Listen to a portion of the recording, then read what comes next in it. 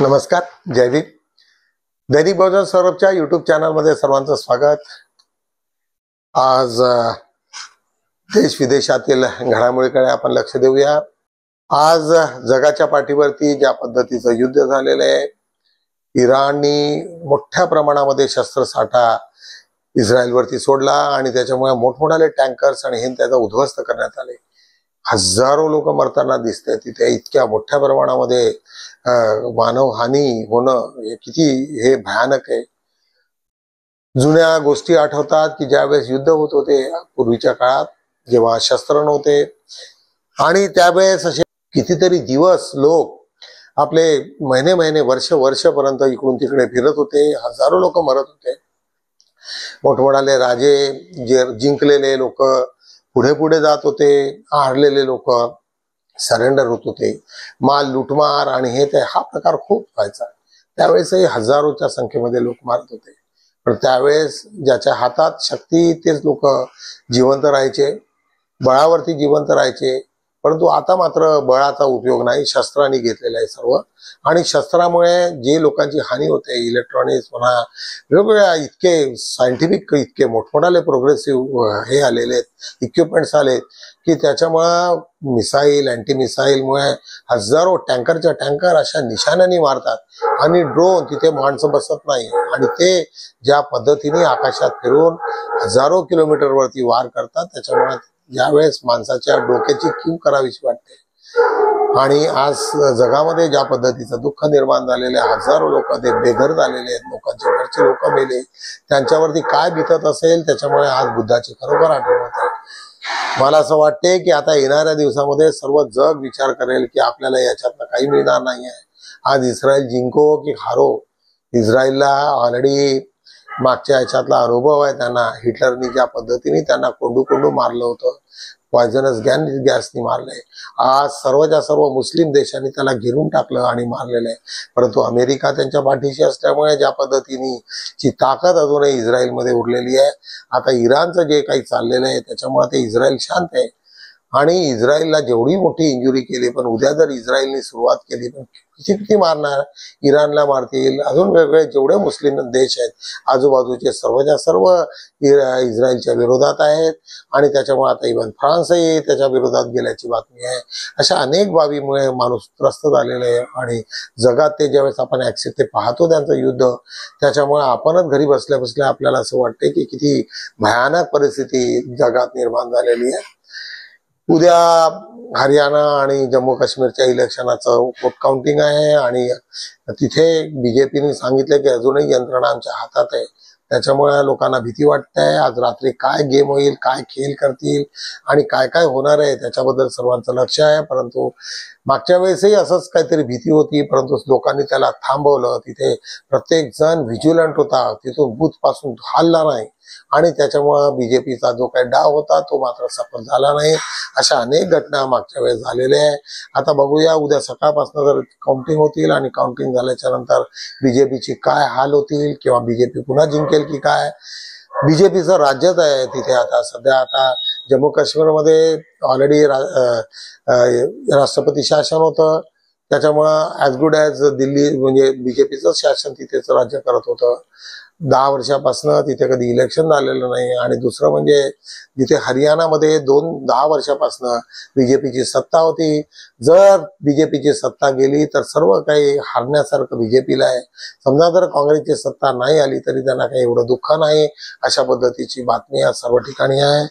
आज निश्चितच त्याच्यामुळे एका टीव्ही चॅनलनी सांगितलंय की इराण, समजा आता इस्रायल जर त्यांनी हे केलं पुन्हा की त्याच्याकडे असे मिसाईल्स आहेत की त्यांच्यावरती जर हल्ला केला तर ते पूर्णच्या पूर्ण इराण संपूर्ण नकाशातूनच गायब होऊन जाईल, अशा पद्धतीची भीती व्यक्त करण्यात आलेली आहे.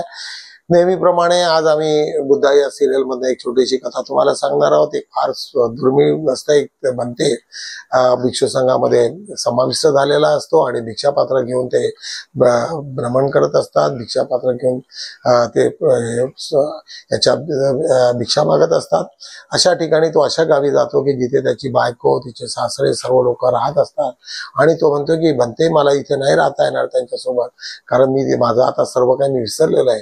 परंतु तो म्हणतो की भिक्षूचं हेच आहे, प्रबळ की तू आता सर्व काही सोडलेलं आहे.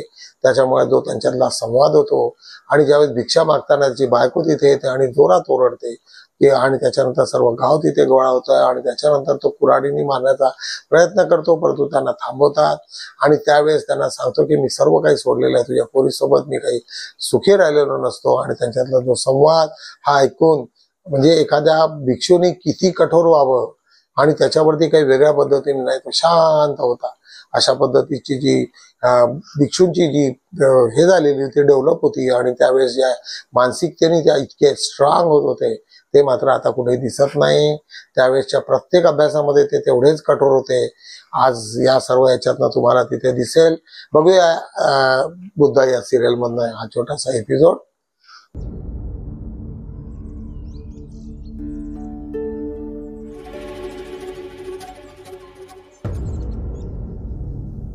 क्या हुआ केदार, तुम सहसा रुक क्यों गए?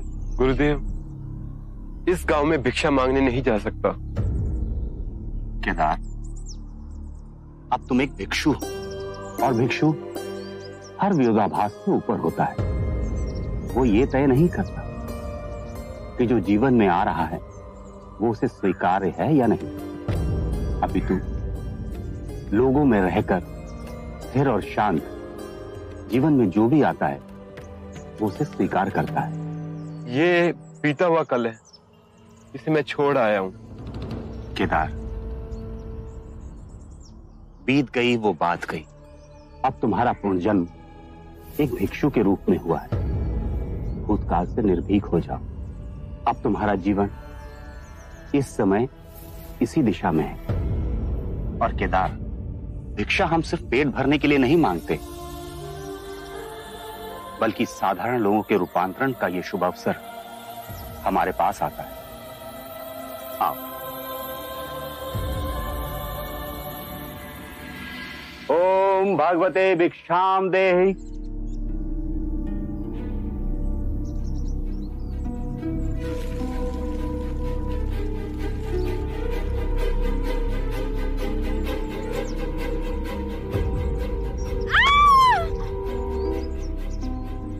क्या हुआ पुत्री?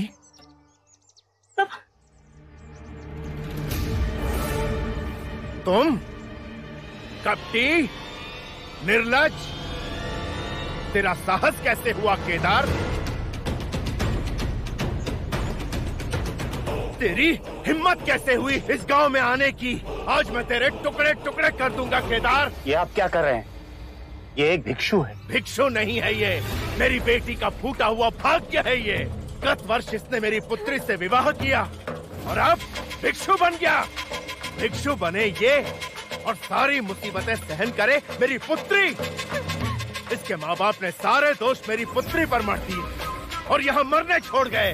नाश कर दिया इसने मेरी पुत्री का जीवन।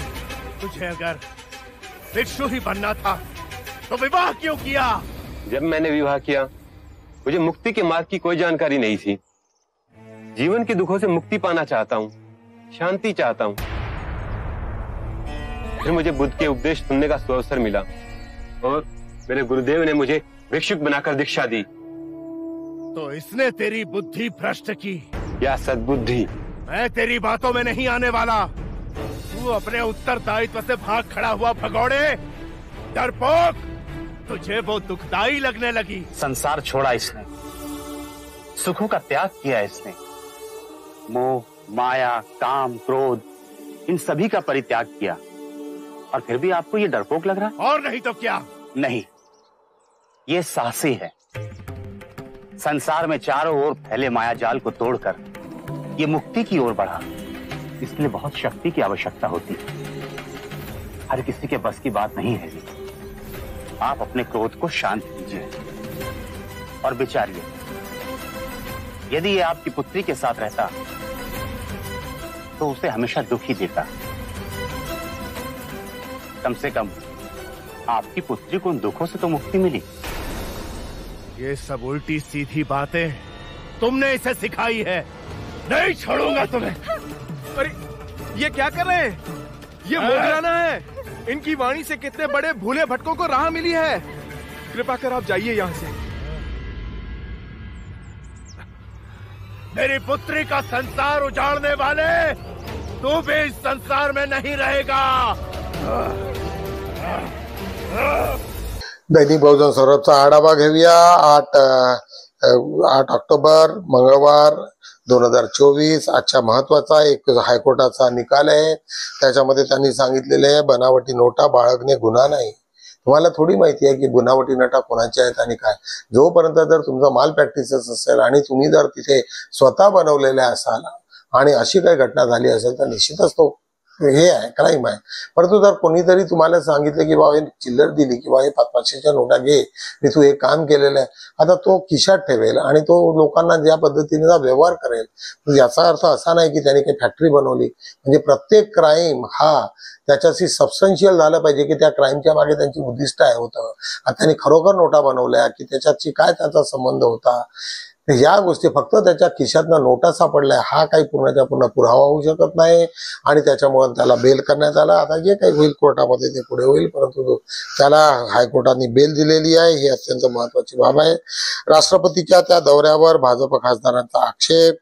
त्या आताच मध्ये जयपूरला जाऊन आले। त्या जयपूरला आल्याच्या नंतर बीजेपीच्या काही लोकांनी त्यांना सांगितलं की ज्या ठिकाणचं ते उद्घाटन केलेलं आहे ती जागा मात्र डिस्प्युटेड आहे आणि या ठिकाणी राष्ट्रपतींनी येऊ नये अशा पद्धतीची भूमिका आहे। इस्रायलचा हेजबोरावर हल्ला, आता पुन्हा इस्रायलने सुद्धा मोठे हल्ले सुरू करून दिलेले आहेत। त्याच्यामुळे निश्चितच त्या भागामध्ये पुन्हा गल्फमध्ये मोठी हानी होण्याची शक्यता आहे। पाकिस्तानातील तरुणीच्या प्रश्नावर झाकीर नाईक संताप। एक स्वयंघोषित इस्लामिक धर्मगुरू म्हणून म्हणाला अनेक दहशतवादी कारवायामध्ये सहभागी असलेला आरोपी झाकीर नाईक हा धार्मिक प्रवचन देण्यासाठी पाकिस्तानात गेला आहे अशा, आणि त्याच्यावरती पाकिस्तानी तरुणीच्या प्रश्नावर झाकीर नाईक संताप। त्यांनी ज्यावेळेस प्रश्न केले त्यावेळेस मात्र त्यांना संताप आल्याची बाब आहे। आज रक्ताच्या थारोळ्यात सापडला MBBS चा विद्यार्थी, लखनौची बाब आहे। सेकंड इयरचा विद्यार्थी होता। अफवातून विश्वास ठेवू नका, माझी प्रकृती गंभीर नाही। रतन टाटाचं वरती अनेक दिवसापासून चाललं होतं की त्यांचं वय 86 वर्षाचं आहे, ब्रिज कांडीमध्ये ते औषध घेत आहेत आणि त्यांनी सांगितलं की असा कुठलंही काही मी काही गंभीर नाही, मला छोटा काही जो आजार झाला असेल तर निश्चितच मी त्याच्यातून बरा होईल। तरुणपणी नक्षलवादी चळवळीत होतो, नितीन गडकरी म्हणतायत की त्यावेळेस अनेक ठिकाणी नागपुरातही मोठ्या प्रमाणामध्ये त्यावेळेस नक्षलाईट याच्या चळवळीत इथे उगमस्थान होतं आणि त्यांनी सांगितलं असतील त्यांचे मित्र वगैरे असतील, मी सगळ्या वन अधिकाऱ्यांना सांगितले की मी चुकून राजकारणात आलो, मी माझ्या तरुण वयात नक्षली चळवळीत गेलो होतो, पण पुन्हा एकदा जाईल आणि तुम्हाला गोळ्यांनी ठोकल्याशिवाय राहणार नाही। त्यानंतर वन खात्याच्या अधिकाऱ्याकडून जे काही करून घेतलं ते मी सांगू शकत नाही। त्याच्यानंतर वेगाने रस्त्याचे काम झाले, सगळे रस्ते पूर्ण झाले अशा पद्धतीची बातमी त्यांनी केलेला आहे। ही बरोबर। त्याच्यानंतर एक उदय सामंतांना भाजप कार्यकर्त्यांनी दाखवले काळे झेंडे, रत्नागिरीची बाब आहे। एक त्याच्या शेजारी doctor Babasaheb Ambedkar urban cooperative बँकेच्या याची मोठी एक जाहिरात आहे आणि 68व्या धम्मचक्र प्रवर्तनानिमित्त त्यांनी शुभेच्छाही केलेल्या आहेत सर्व लोकांना, त्यांच्या भागधारकांना। कोट्यावधीचे व्यवहार ठप्प झालेले।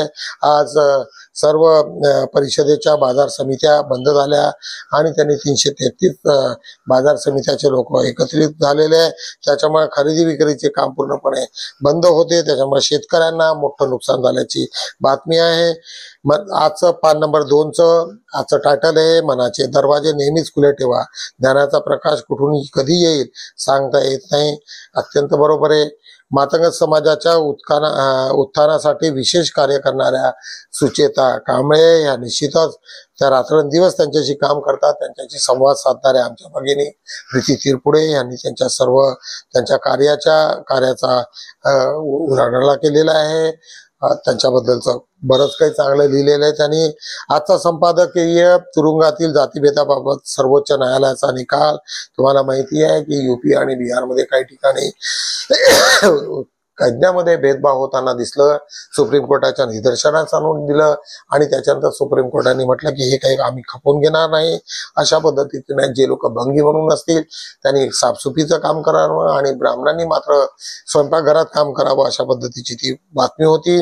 आज सरकारला सत्याचा शोध नको आज आमचे मित्र सुरेंद्र भुजाळे यांनी सांगितले की अजूनपर्यंत फुले शाहू आंबेडकरांच्या ज्या काही होती म्हणजे ज्या खऱ्या गोष्टी आहेत त्या मात्र ते लपवून ठेवायच्या आणि चुकीचा मेसेज द्यायच्या.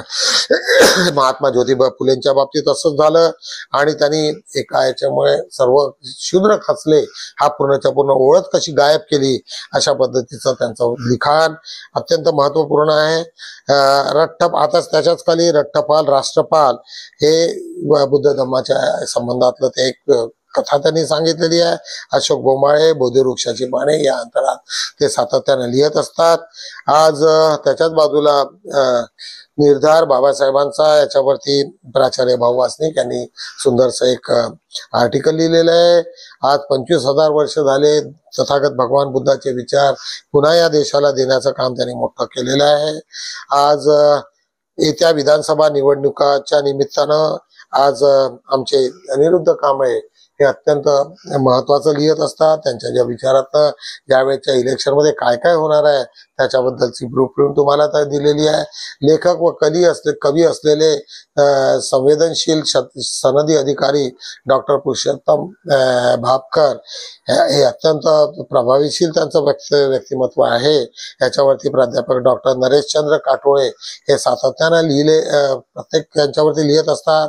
हा अत्यंत महत्वाचं ते करत असतात. आमचा विचार नेहमीच असतो की तुम्हा सर्व लोकांना त्यांच्याबद्दलची माहिती पूर्ण माहिती असायला पाहिजे.